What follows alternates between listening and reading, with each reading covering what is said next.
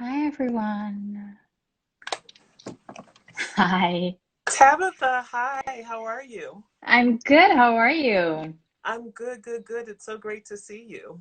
Great to see you too. Whenever I do Instagram lives from my house, um, it never like connects until I add somebody. So it like loves community. It doesn't want me to be like on Instagram live by myself. It's like you need No, to get it's somebody smart. on.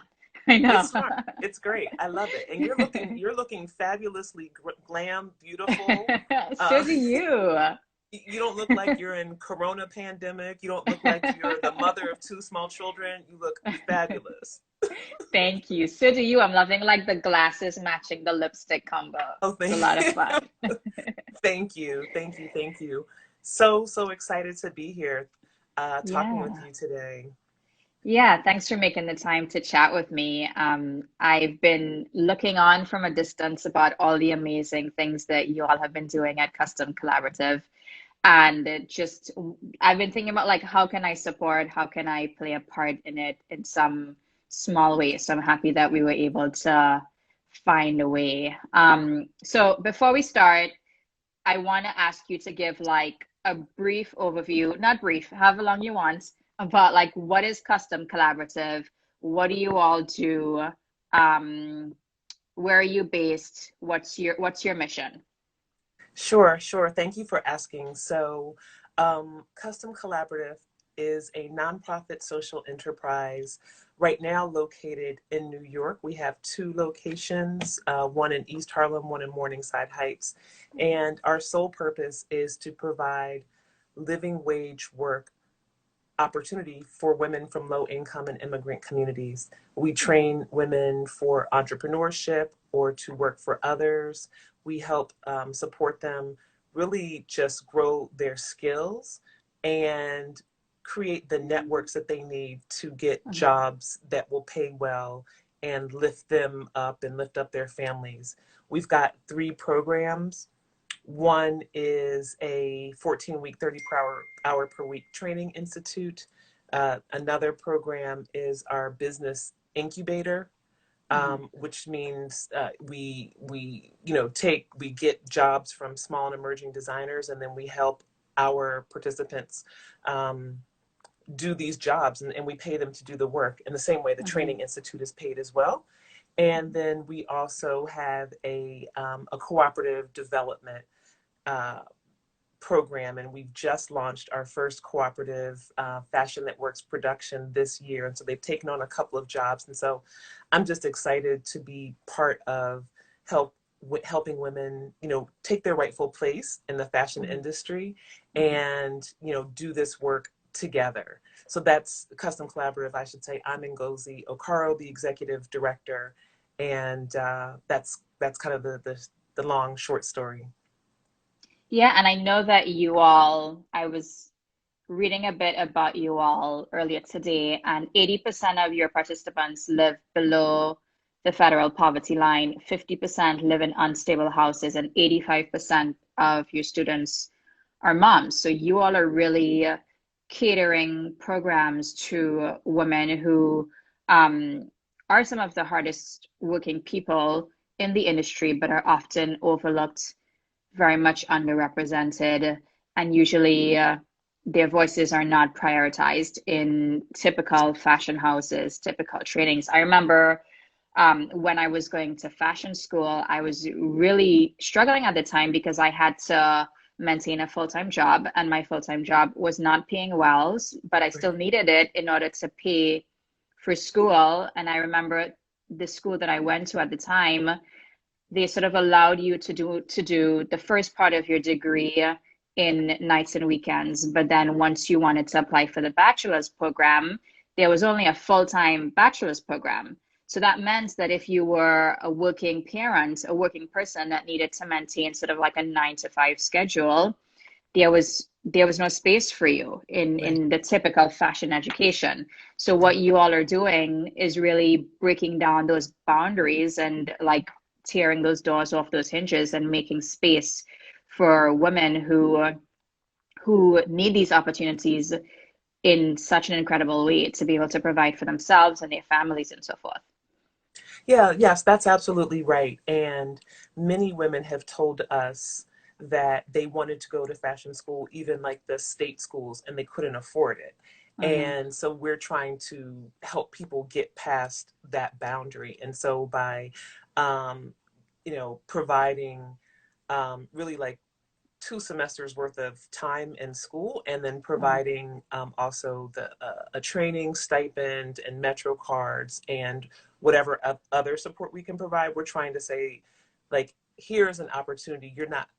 You shouldn't be foreclosed from opportunity just because you Hmm. don't necessarily have the money. And I'm just amazed at how talented some of these women are. And I just always think about like what the fashion industry is missing out on and had been missing because people who have skills and ability haven't had the opportunity. So Hmm. I'm really happy to be able to, help challenge the narrative that like people who society has pushed to the margins don't have anything to add, because I think that everybody has something to add. Hmm. Definitely. And you all, I was trying to remember today, like where I met you all. I was like, is it through Tessa? Tessa's my really good friend. What, or was it with Mara Hoffman? And I know that I did some work with you all back when I had a fashion label, like way back in the day. But I'm trying to remember. But I know that you all just, I don't know if you completed or if you're in the process of a program with Mara Hoffman, who's one of my favorite designers because of her focus on sustainability. Can you talk a little bit about that?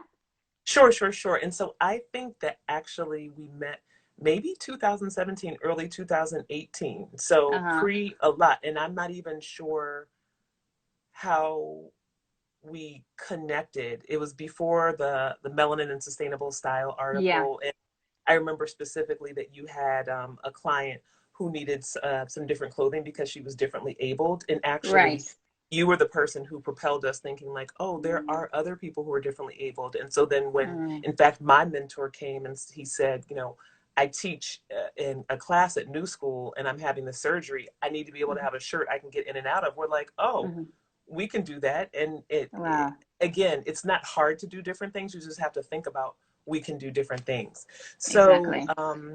the program that we just completed with Mara Hoffman was put together by Slow Factory Foundation and Mhm, Swarovski and the United Nations Office of Partnerships. So what we did was go through with Mara Hoffman and say, okay, so what do we need to do to make the industry more sustainable? mhm, And part of that is providing opportunity for people to learn more skills. So we developed a program. Of course, we developed this before coronavirus, and we said, okay, so then for 6 weeks, 3 women who have come through our training program are going to come to you, Mara, and they're going to work in your office, and they're going to get additional training and skills. And then, mhm. that program was to kick off in March or April, and we managed to do it remotely. So 3 women, Wow. let's see, I think 2 from Jamaica, 1 from Angola, Mhm, did a virtual training program, and so they mhm, learned. One of them had not been able to learn draping in person because our training program. Um, had moved virtually by the time she came through.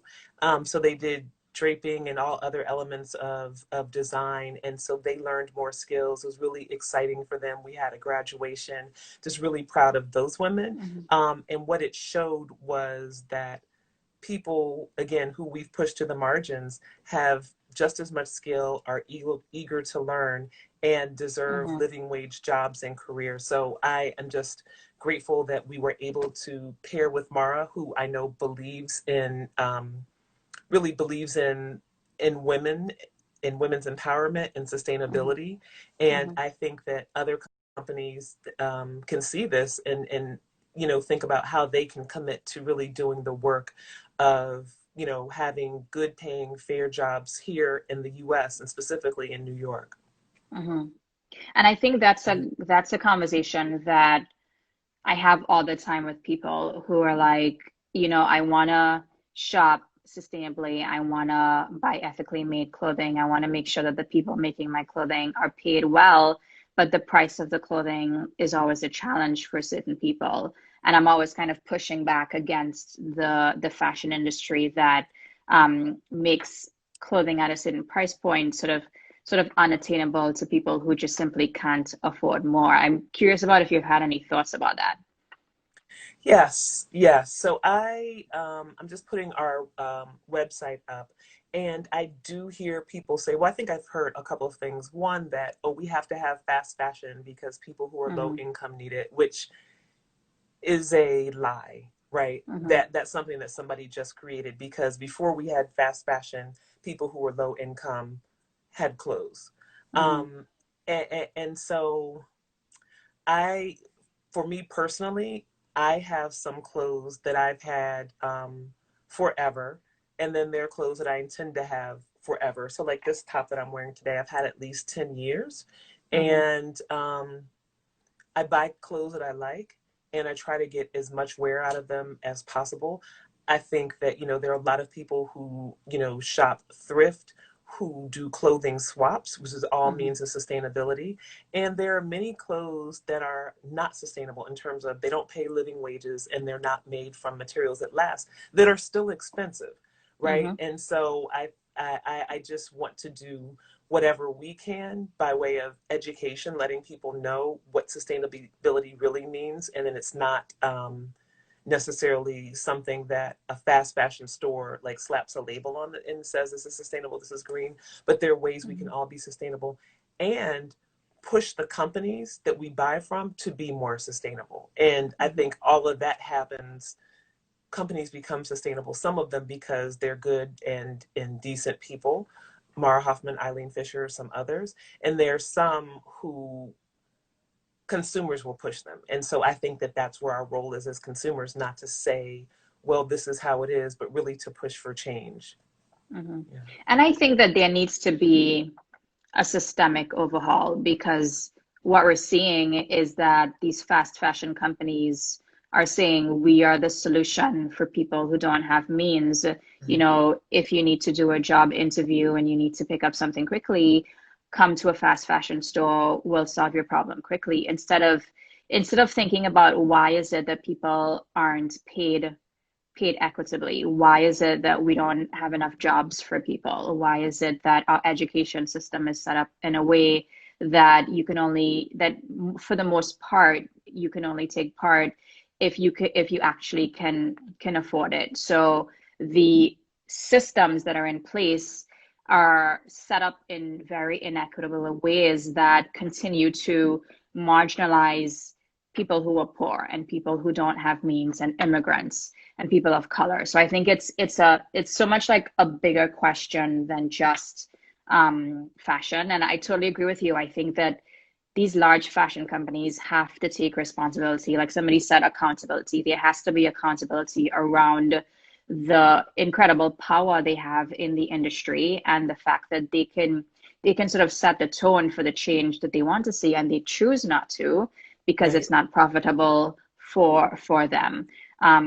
So yeah, it's just like an ongoing conversation that I always have with people because I think that, thrifting has become something that people are much more interested in. I think people who like lines and labels that are eco, that are ethical. I always look for when they're having sales. I sign up for like the Right. mailing list and I Right. always like try to look out for when they're having sales and try to think about like what do I actually need. And I have a whole system with my shopping where I add items on a spreadsheet and I like think about it for a week about if I actually need it. But I think these are all practices that people can put into place to just be a little bit more thoughtful about fashion um and to also, you're absolutely right about like pushing our favorite fashion labels to be more accountable, to be much more sustainable, to actually be the change that we need them to be. They're in business and they're successful because of our dollars. And we Right. need to realize that we have incredible power. So Yeah. definitely. Yeah. Um, can you tell me a little bit about your holiday market? I can, and I need to actually model something for you from our holiday market. Oh, So, yay. so I'm wearing this belt made Oh, by wow. Isabel, right? So Uh-huh. this belt is so sustainable. Mm-hmm. Isabel just graduated from our training program in Wow. June 2020. Uh-huh. She made this belt herself by hand Oh, wow. using leather that was excess that Custom Collaborative had donated. She used that leather. She hand hammered these grommets on, and then like Wow. within each of these little grommets is Mm-hmm. different leather. So there's a silver leather and a red leather. And so Wow. that's for sale on the holiday marketplace. I hear I that love she's it. made it in brown as well. But like this Mm-hmm. piece, I'm buying it. It makes my stomach and my sides look the way I want them to look. And I'm going to wear this for years, right? And so Yeah, when I'm talking about sustainability, like part of that includes high quality things that I right. love. And in fact, I'm so glad that you talked about the spreadsheet, because even today I was just like, this place that sends me emails when my favorite brands are on sale. I just need to stop getting that email, right? Because Mm-hmm. then it's going to tempt me to like open Mm-hmm. and look and buy things that I don't need and love. And like, Mm-hmm. I don't need a corset belt because I've got this one, right? So Right. this is in our holiday marketplace, customcollaborative.org, and just click on shop. So what Mm-hmm. we did was develop a place for women to sell their clothes and their designs on our website. There's actually home goods as well. It's something we've been talking about since 2017, and then Mm-hmm. somebody this year, October, said like, well, let's do it. And so we just put a team together and did it. And so Mm-hmm. this gives people the opportunity to put like the skills that they learned in our training program into action.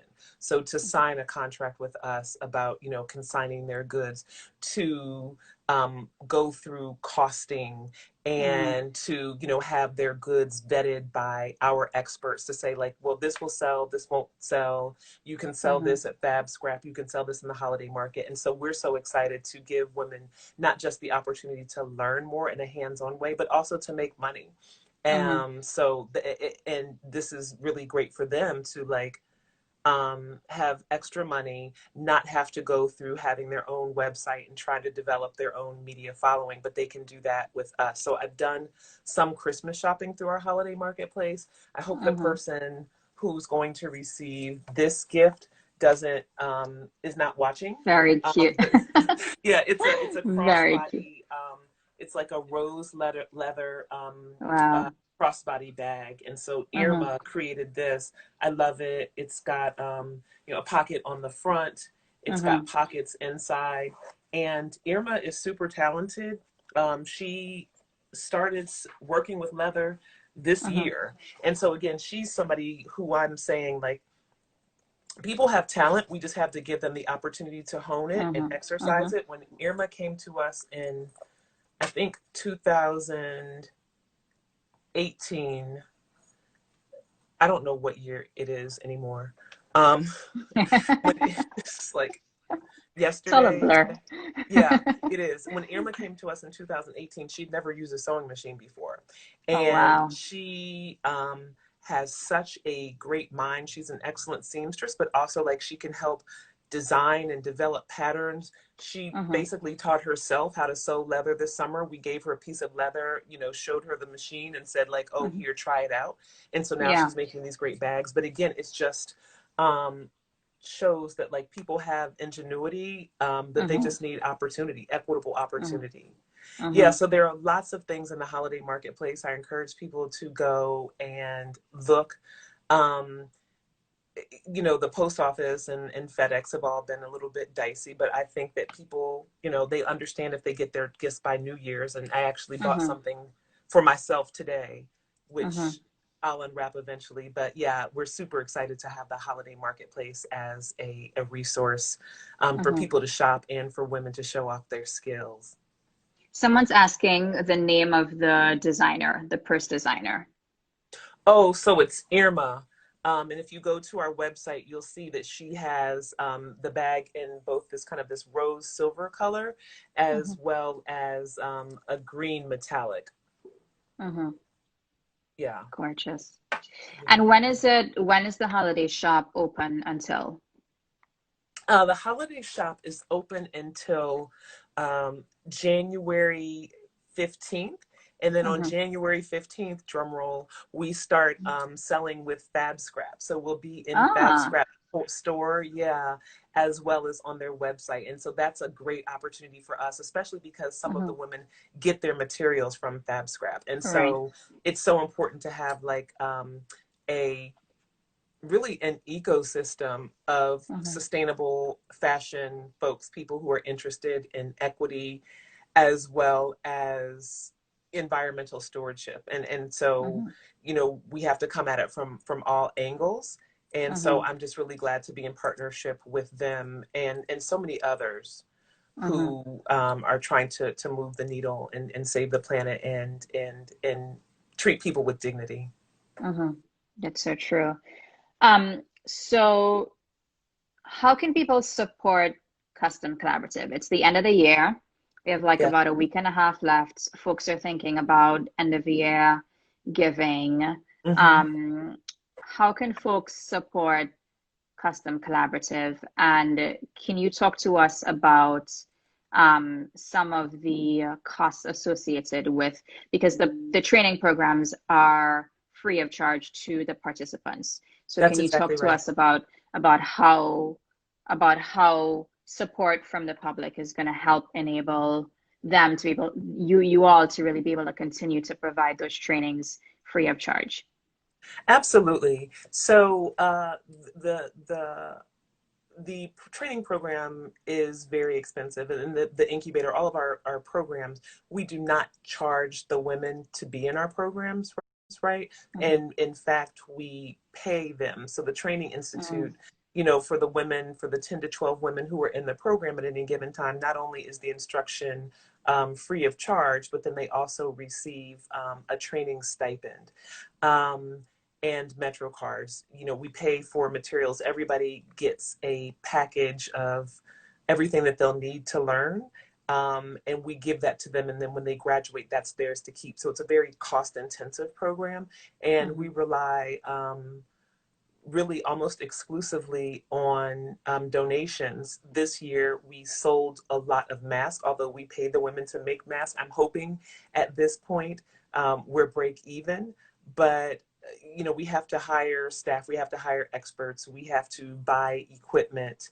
mhm, We're very lucky that we just got some great, a great huge printer from Mara Hoffman's team at a small fraction of the price.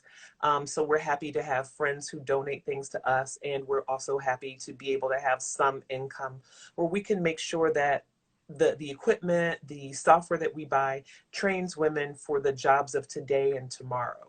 Right. And mhm, so that's really important for us to make sure that they have everything that they need. So people can definitely donate to Custom Collaborative. If they go to our website, customcollaborative.org, they can just click on the banner and they'll find there.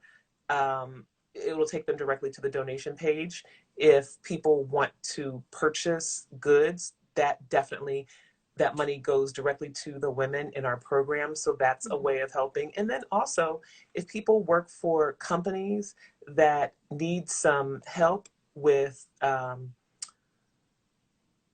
diversity, equity, and inclusion, basically anti-racism training. That's mhm, something that we do as well. We developed a consultancy because we've always been an organization that's focused on equity and inclusion, and so we do the work internally. And we just started thinking this summer, well, what we have is something that so many places need, and people were actually asking us if we could do the training. So we do some training around how to mhm, create an equitable workplace that really works for people and brings out the best in people. So those are mhm, those are some of the ways that folks can help us out. mhm. That's amazing. And for folks who are joining, the website is customcollaborative.org. Be sure to go get your holiday shopping done. It's the last week before some people who celebrate Christmas. It's the last week before Christmas. Folks are going to understand if it gets there late, it's going to be okay.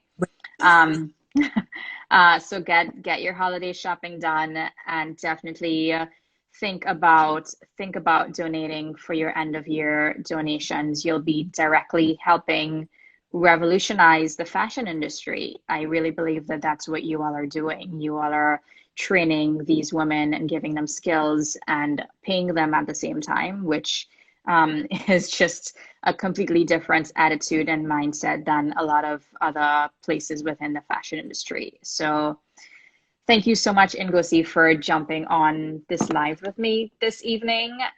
Wishing you all the best for the end of year and for the new year. I'm here if y'all need any other support.